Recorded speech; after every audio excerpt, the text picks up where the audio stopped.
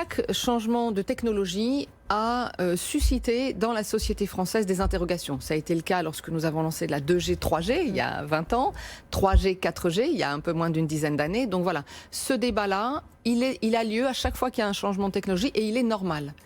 C'est une phase dans laquelle il doit y avoir une étape de pédagogie durant laquelle, évidemment, les opérateurs s'expriment, mais surtout, au final, les acteurs censés rassurer. Et ce sont notamment les autorités sanitaires, et nous attendons effectivement, comme tous les pays d'Europe, la position de l'ANSES, et nous l'aurons. Aujourd'hui, en Europe, vous avez déjà 17 autorités sanitaires qui se sont positionnées, expliquant qu'il n'y a pas de risque de santé.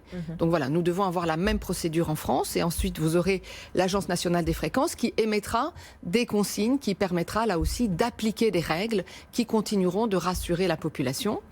Il y a un deuxième débat autour de l'environnement qui a lieu et sur lequel, évidemment, là aussi, il faut que des experts se penchent, comme nous y penchons depuis plusieurs années. La conviction que nous avons, et ça n'est pas qu'une conviction, c'est prouvé aujourd'hui, la 5G va être la première norme mobile qui va être dessinée, qui va être conçue nativement en tenant compte d'une réduction de la consommation énergétique. C'est ce que nous avons fait ces dernières années. On a divisé par 4 la consommation énergétique de la 4G. La 5G doit permettre de la diviser par 10. Et donc de compenser, plus que de compenser, au final, une explosion des usages. Donc oui, la révolution numérique a un impact environnemental, mais elle a aussi des tas de bénéfices. Elle permet aussi de maîtriser l'empreinte environnementale, ne l'oublions pas. Et elle permet de réduire énormément consommation électrique et émissions de CO2. Donc, mais toute cette période-là, nous devons l'expliquer avec tous les acteurs qui sont concernés.